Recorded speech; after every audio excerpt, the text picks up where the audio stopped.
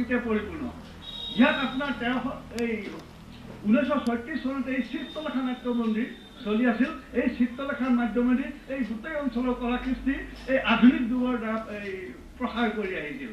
আৰু শিক্ষা দীক্ষাৰ ক্ষেত্ৰত 1940 চনতে LP স্কুল আৰম্ভ কৰি বৰ্তমান আমাৰ উচ্চ শিক্ষাস্থলী হায়াৰ ছেকেণ্ডেৰী হৈছে। আৰু ইয়াৰ অলপ আগতে আছে আমাৰ এই স্থানীয় কলেজখন। আৰু ইয়াৰ গোটেই অঞ্চলটোৰ বিশেষ তেওঁলোকৰ জীৱিকাৰ উপায় একমাত্ৰ কৃষি। এই কৃষিৰ মাধ্যমত চলি আছে। আৰু ইয়াত এনেই আপোনাৰ প্ৰাকৃতিকভাৱে বিভিন্ন জলাশয় আৰু এতিয়া নিজে নিজেও পুখুৰী খান্দি লৈছে। ইয়াত যথেষ্ট মানে মাছ বা ইত্যাদি আছে। তাৰোপৰি ইয়াত আমাৰ গৰু ম'হ সকলোবিলাক আছে, তাৰ পৰাও সেইবিলাক আছে। এই ধন্যবাদ। আমি আপোনাৰ পৰিচয়টো পালে ভাল পাম। মই টংকন ভূঞা, এই শাখা সাহিত্য সভাৰ মই সভাপতি।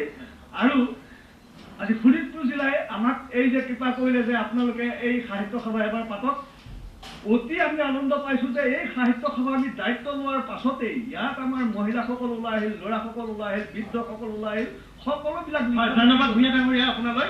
এই অঞ্চলৰ জ্যেষ্ঠ ব্যক্তি তেখেতসকলৰ পৰা আমি এই অঞ্চলৰ সামগ্ৰিক পৰিচয় লৈছোঁ।